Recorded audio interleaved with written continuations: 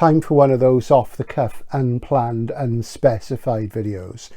I want to talk today about the fact that I basically have a science fiction reading block. And, you know, the thing when you do a channel like this is there's expectation. And I've talked about expectation a lot.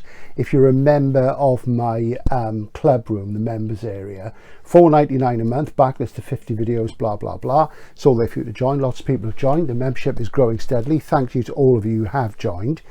The thing is that I talk there about expectation. And with a channel like this, you know, there's two ways of doing it. Either you can try and pretend to be a pro and do, you know, this very focused content and all this clickbait and all this stuff. And that's just not my jam, you know. And the thing is, those things, yeah, they get the views because they pander to the mass audience. And to a degree, you have to do that to sort of get any remuneration for what you do. And I get a bit of remuneration, which is nice.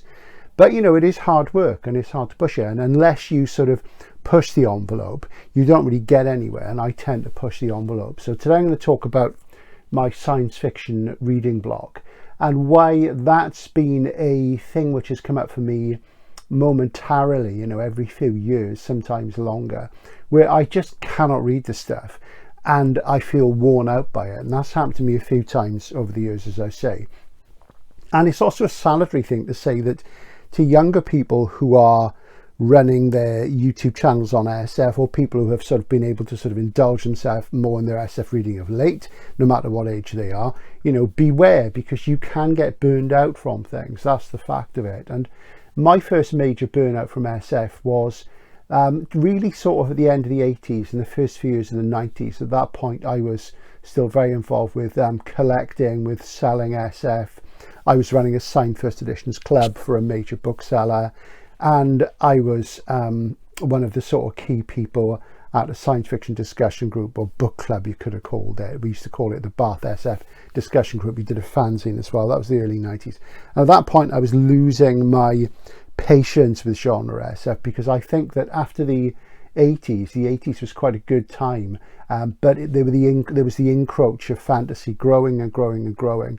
And I was concerned about the way SF was going and that it was becoming increasingly slick and professional, but not actually evolving that much anymore. Compared to now, you know, it's a whole different ballgame.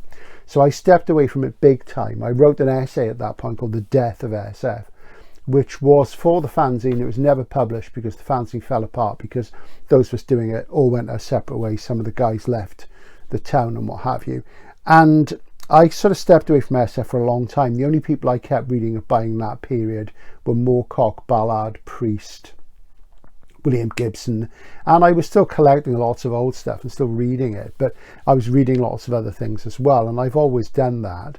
I got back into SF big time in the sort of early 2000s, especially around about the time that I started to write my book, because I was getting back into it then. And I had my big phases of reading and rereading Robert Silverberg and Barry N. Malzberg at that point. And since then, it's been pretty much sort of off and on, and with increasing despair, the lack of SF being published and the lack of ambition and real quality science fiction to take the field forward, you know, it has settled down. And here's the thing, that's the real problem. The real problem is that, of course, it's a business. Science fiction is a business. Science fiction professionals are making their living through it. So, you know, if you've got a willing mass market who will buy the same old thing again and again and again, then you're going to keep producing. And it's rather like doing a YouTube channel. It's like doing anything that appeals to the mass market. If people keep doing the same thing over again, there's certain people who like it. I mean, you look at, you can name almost any science fiction writer who's got a big backlist, who's contemporary: Neil Asher, Adrian Tchaikovsky, you can, Alistair Reynolds, you can go on, and not to diss these guys at all. You know what, they do what they do, and sometimes they're great at it, sometimes not so great at it. But the point is, it's, you know, it's work, you know, it's a repetitive thing. They are doing this over and over again, and sometimes some of them must feel the urge to do something different. But of course, if you've got loads of money coming in, then you're going to see it in a different way. But I certainly have the urge to do different things on this channel besides SF, which, you know, is probably a recipe for self-destruction, because the thing is, recently I put some videos up about science fiction and rock music, and there's been loads and loads of comments from people I've never come across before, who's just stumbled across it. Some of them have made comments without watching the videos. That's been obvious. The views have been quite low. The views on the channel have been quite low the last month. I think several creators that I know of are struggling with this. Jules Burt and I were talking about it the other day, and there's a certain problem we feel with YouTube at the moment. I mean, recently YouTube took control of the advertisements, the commercials and their placement. So I did ask on the channel for people to let me know how many ads they're seeing for a particular video. Please don't say any more, because I've had feedback on that and I've got a clearer picture now.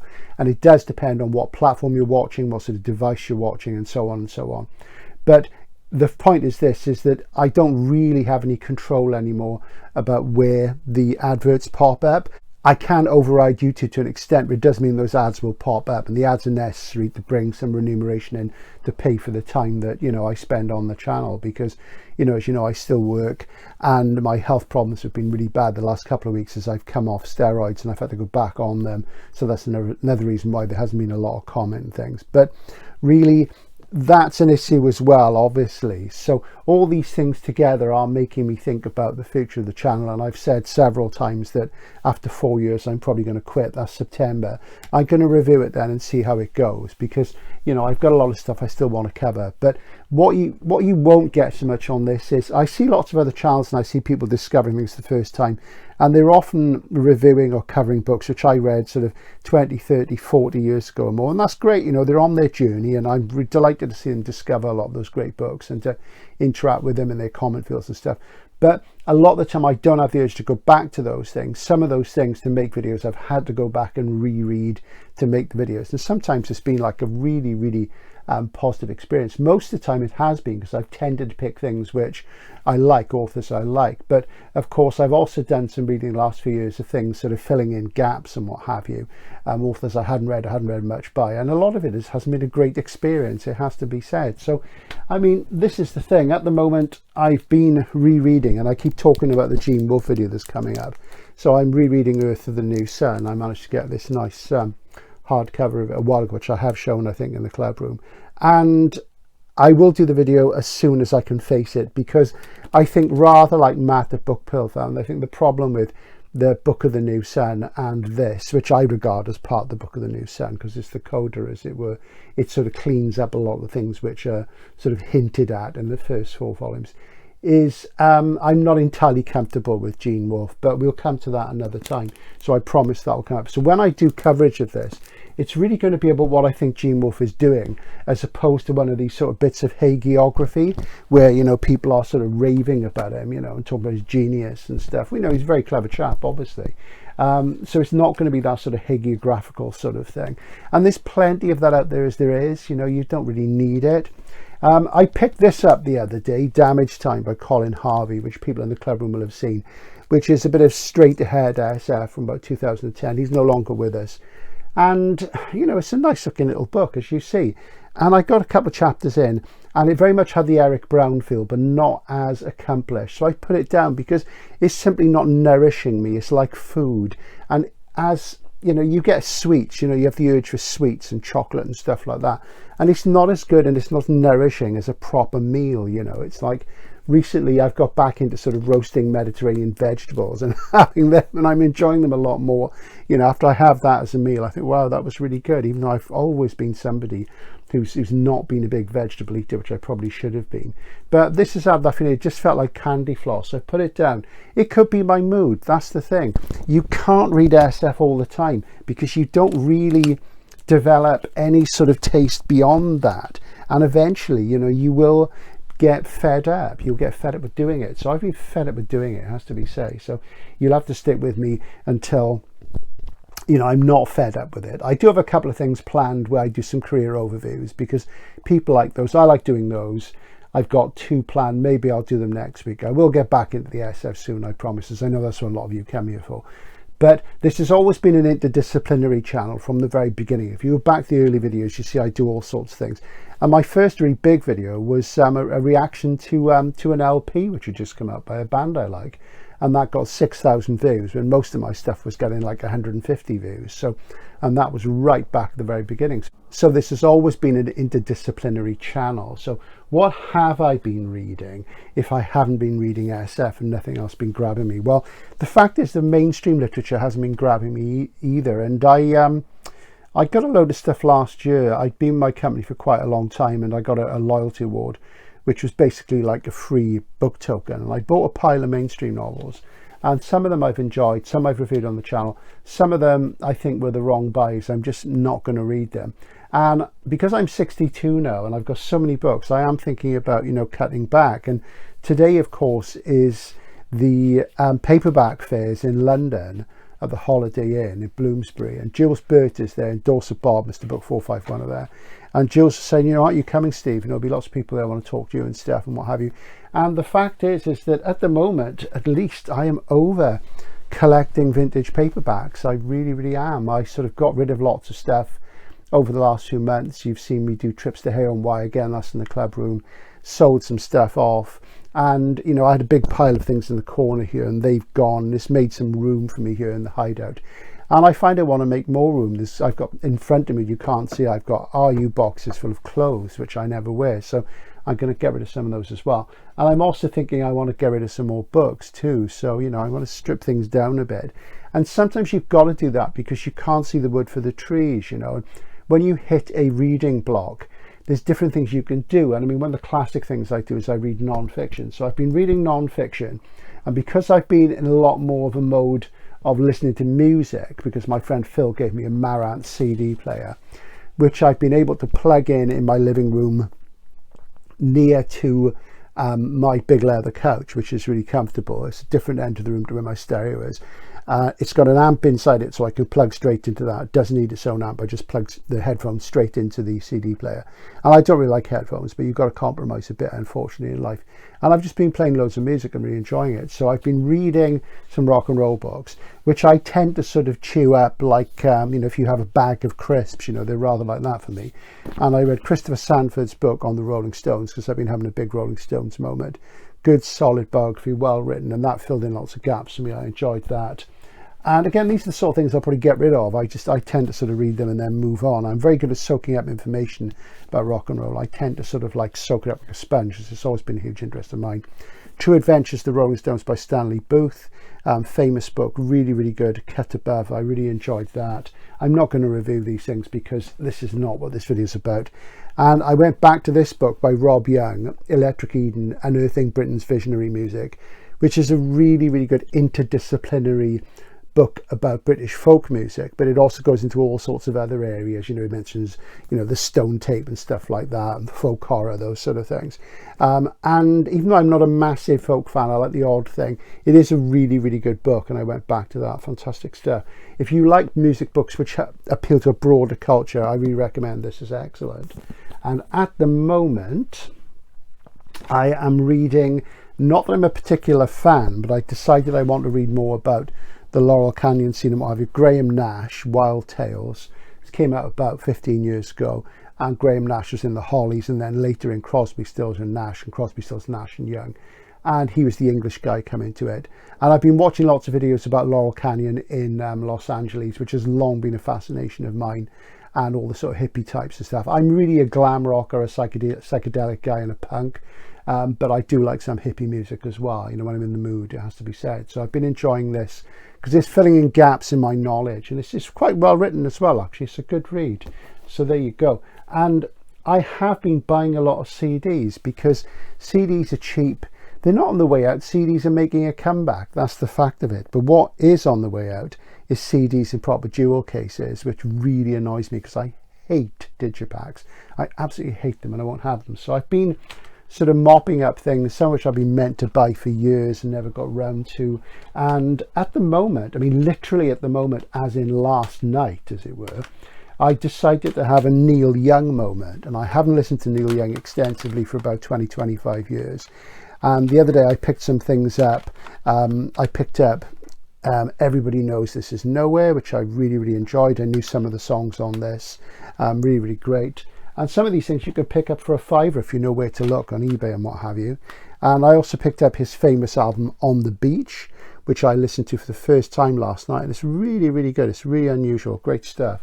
And I can see why that was, you know, much lauded. And it was one of those records which there was no CD issue of it for years and years and years, just to drive people mad. And that sort of thing used to drive me mad as well. I couldn't see why you needed another crappy 60s lounge music album by Martin Denny or whatever when you couldn't get a piece of classic rock. It was already weird. But something I did buy on Thursday, which blew me away actually, it's really, really good, is Live Rest Neil Young Crazy Horse. Really, really good, and fantastic versions of songs like Powderfinger, Cortez the Killer, Cinnamon Girl, and some really good acoustic stuff as well. It's really brilliant. And it made me think that today, later on, I'm going to dig out the double album Weld, which was the Neil Young album that got me into Neil Young. I've always been hot and cold about his work, but I think in my old age, my dotage, I'm going to become more of a Neil Young fan. So there you go. I've also been going back to other West Coast stuff, largely because of thinking about that rock and roll video. And I finally got around to buying Jeffson Airplane Takes Off, their first album, which is the one without Grace Slick, which I've always thought, do I really want to go there? Because they've always been a very scrappy band. Any Airplane or Starship album will have some great tracks on it, and it'll have some unfocused stuff as well. So I got that, not played that yet. And I've just played this, Volunteers, their 6th album as Jeffson Airplane, before things sort of started to change a lot. And again, that's a mixed bag. This has got the science fiction song Wooden Ships on it, which of course was written by Paul Kantner, the Airplane's kind of leader, with David Crosby and Stephen Stills. And the version on this is miles better than the one Crosby, Stills and Nash. You know, it really is much, much better, much more dynamic and in your face. I much prefer that. I've also been listening to the Almond Brothers at Fillmore East. The early tracks on there, which are fairly standard blues, are fairly dull, but there's a couple of really long ones on here. In Memory of Elizabeth Reed, which is really, really popular and well instrumental. It's really great. And the very, very long, the 23-minute Whipping Post, which is good as well. Great stuff. So nice guitar. Something I also bought, and I started to play, and I wasn't getting on with it at all. And this is because I was sort of interested in this Laurel Canyon thing. Is John Mayall's Blues from Laurel Canyon, and I've only played about 3 tracks of this, but I don't think that's going to go anywhere. I was talked by a friend into buying this, John Barleycorn Must Die, by Traffic, which of course features Stevie Winwood. And the jury's out. I've got to have another go at that, I think. A Blast from the Past, a record that the Video Widow had back in the 80s when it first came out. And we got rid of it, and I had a real urge to hear it again, is this blues album by Robert Cray, Strong Persuader, which came out by 86, 87. This is one of the first CDs she ever bought. And I remember when we only had like about 5 CDs, so you could get hardly anything. And there's a really good song in here called Right Next Door, Because of Me, which is a really great song. We like that song. So I enjoyed listening to that first time for a long time. Very clean, possibly too clean for me, but I really wanted to hear that song again. That was good. What else have we got? That's a duplicate of something else. And from Japan, because I've had this massive Rolling Stones phase, which has been mostly centered from around Beggar's Banquet through to about It's Only Rock and Roll, I cracked and I got the double SHM CD edition of Sticky Fingers, which has got 3 OBs. Absolutely beautiful. It is a digipack. It's a Japanese one. I'm going to keep it bagged. And SHM CD, super high material, really, really nice. Lovely stuff. A friend of mine is a total audiophile nut. He swears by vinyl, but recently he's been listening to Japanese CDs, and I think he's going to crack. So there you go. And also, I got the Japanese HSM CD in a jewel case of Exile on Main Street, which is all the hardcore Stones fans' favourite records. So I have listened to it a few times. I haven't fully got on board with it yet, but I find with these things, they take a while to click with me. What am I going to do this evening? You see, this is really just a cultural roundup. You've got to get away from SF because you can't read it all the time, and you can't judge it objectively, and you can't just keep reading it because your brain will turn to mush. Because even though there's lots of brilliant stuff, a lot of it is not. A lot of it is formulaic and is pushing your familiarity buttons, and that's not why I read SF. I don't read it for familiarity. I read it for unfamiliarity. It's discomfort reading for me. But tonight I'm going to watch this. This is Slade in Flame BFI Blu-ray DVD pack just issued this week, and I've never seen this. It's a film I've always heard lots about and seen clips of, and I'm not a massive fan of Slade particularly. They're from the glitter pop end rather than the glam rock end. But this is very gritty if you see the trailer that's out, and it represents Britain at a time which I remember really well as a kid. It's 1975, I was 12, so my memories of it are very, very clear. And this is sort of regarded as the Citizen Kane of rock and roll films from Britain. So I'm going to watch that tonight and revel in the sort of very British grittiness of the 1970s over here. So it's going to be a new thing for me, but it's also going to be nostalgia, which is really, really good, you know. So I'm going to enjoy that. So that's really what I wanted to say. So going forward, we will be going back to the SF when I can face it. As I say, I've not been really feeling very well of late. But there's going to be more musical content. Some people may not like that, but you don't have to watch if you don't like it. The club room, I put all sorts of things in the club room, and people seem to enjoy them all, which is really good, and I'm very pleased about that. So if you're somebody who enjoys all the different content I do and dig into the backlist, because there's all sorts of stuff there, do consider joining, because if I decide to run things down a bit once we get to the 4th anniversary of the channel, you know, the club room is the part I might keep going, because it gives me a bit more freedom to do what I want, because people seem to like pretty much everything I do there, which is great, which is really, really nice. Maybe you're at the paperback fair. I guess we'll see what it was like soon, because Jules is there. I think he got back from France yesterday, and he's gone up, probably went up to Bob's this morning or last night, and then have gone up. So you'll get to see that in a few days on his channel. And you know, if I'd had lots of spare cash lying around, and if I was feeling a little bit healthier, I'd probably have gone up to see everybody and spend some time on the stall and things, but I couldn't really justify it this time, so there we go. But for those of you who watch all the videos, thank you very much for your undying fealty. It means a heck of a lot. And you know, we'll get back to the SF soon once I can sort of get my loins girded. And another thing about getting rid of stuff, it does make it easier for me to get at my books to make videos, and that's, you know, an ongoing project. Anyway, thanks for watching. Let me know what you do when you have a science fiction reading block. What do you go on to? Do you go on to fantasy? I suspect not. Do you go on to horror? I suspect not. Maybe you do. Do you read lots of non-fiction? It's probably mostly non-fiction, isn't it? So we'll get back into the book content soon. Thanks for watching. I just wanted to do a little update to let you know how I was feeling. Thanks everybody. See you again soon. Bye.